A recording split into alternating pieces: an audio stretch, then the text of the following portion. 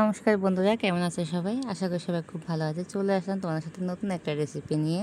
আটা বিস্কিট খুব সহজে কীভাবে বাড়িতে থাকা কিছু উপকরণ দিয়ে আটা বিস্কিট বানিয়ে মাস জুড়ে সংরক্ষণ করে খেতে পারবে। আমি এখানে 1 কাপ আটা নিয়েছি, আর এই আটাগুলোকে এখন আমি 1 কাপ আটা এই বড় বলটাতে বাটিতে ঢেলে নিচ্ছি। ঢেলে নেওয়ার পর এখানে আমি দেব স্বাদ মতো কিছুটা লবণ। এবার লবণটাকে আমি আটার সাথে ভালো করে মিশিয়ে নেব। স্বাদ মতো লবণটা কিন্তু স্বাদ মতো দিতে হবে। তারপর আমি এখানে দিয়ে দেব এলাচের গুঁড়ো। এই এলাচের গুঁড়োটা অবশ্যই দিতে হবে, কারণ এটা দিলে দারুণ একটা ফ্লেভার আসে, এলাচের খেতে হেভি টেস্ট হয়। এটাকে আমি ভালো করে মিক্স করে নেব। মিক্স করার পর এখানে আমি দিয়ে দেব 1 চা চামচের মতো সাদা তেল। আমি সয়াবিন তেলটা ইউজ করেছি, আপনারা সয়াবিন তেলটা ইউজ করবেন এখানে। তারপর আমি হাত দিয়ে এটাকে ভালো করে একটু মিক্স করে নেব। ভালো করে তেলের সাথে আটাটাকে ভালো করে মিক্স করতে হবে।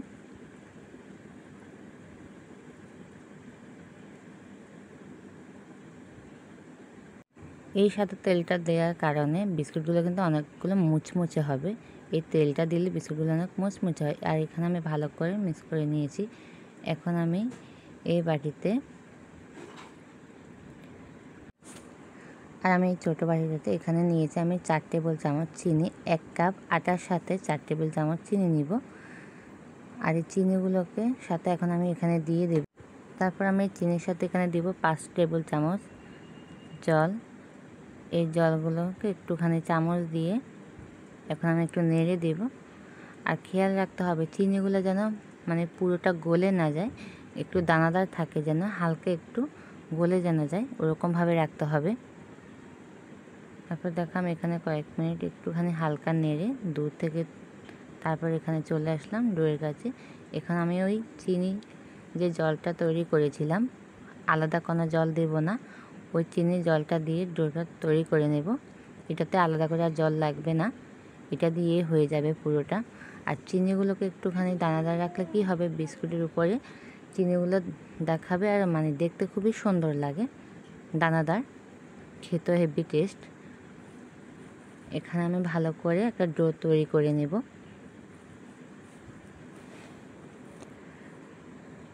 পুরনো বন্ধু নতুন বন্ধু সকলকে অনেক অনেক ভালোবাসা আমার ভিডিওটা দেখার জন্য। যদি ভালো লেগে থাকে প্লিজ অবশ্যই লাইক, সাবস্ক্রাইব, শেয়ার করতে ভুলবে না। আর এখানে দেখো আমার একদিকে একটা ডো তৈরি হয়ে গেছে। এখন আমি একটা বোর্ড নিয়ে নেব, আর এই বোর্ডের উপরে ডোটাকে রেখে ভালো করে একটু মিক্স করে নিচ্ছি।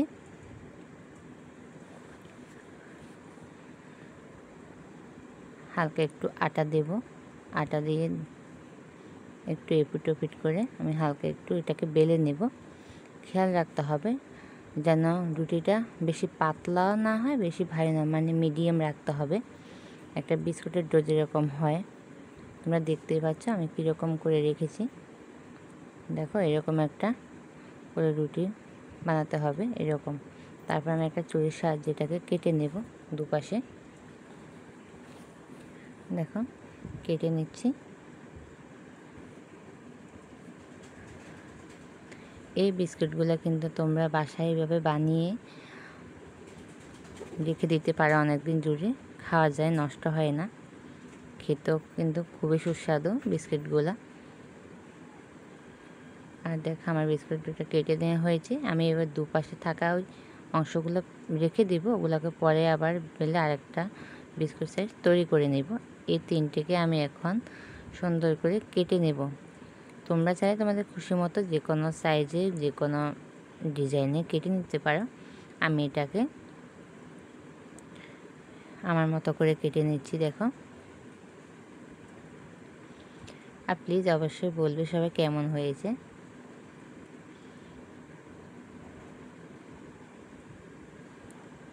এভাবে করে আমি সবগুলো আস্তে আস্তে কেটে নেব।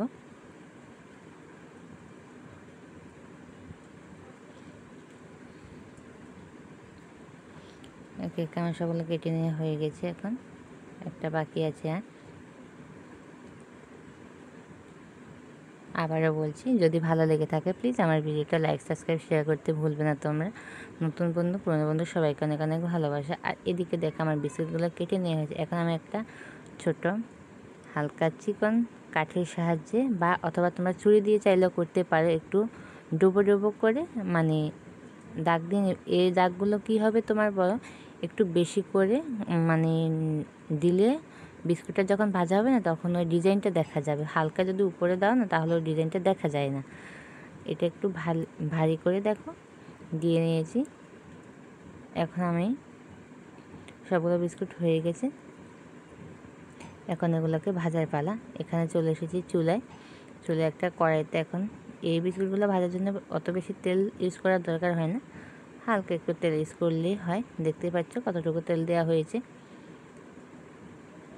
এই তেলটা দেওয়া হয়েছে। এখন তেলটাকে মিডিয়াম আছে কিন্তু এটা ভাজতে হবে। বেশি কড়া করতে গেলে কি হবে, বেশি হাই দিলে বিস্কুটগুলো পুড়ে যাবে, কারণ যেহেতু বিস্কুটের চিনিগুলো একটু দানাদার আছে, গোটা আছে, ওই জন্য পুড়ে যাবে।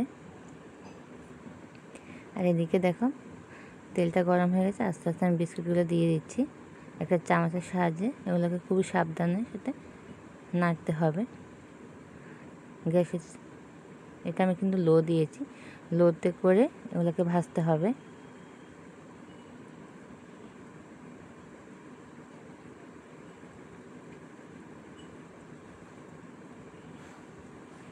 আমি 3 থেকে 4 মিনিট অপেক্ষা করার পর এই বিস্কুটগুলোকে এখন এপিট ওপিট করে আস্তে আস্তে উল্টে দেব।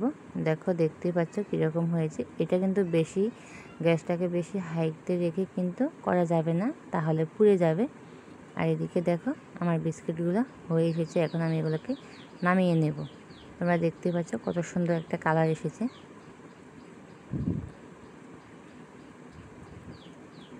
একে একে এখন আমি সবগুলো বিস্কুট নামিয়ে নিচ্ছি।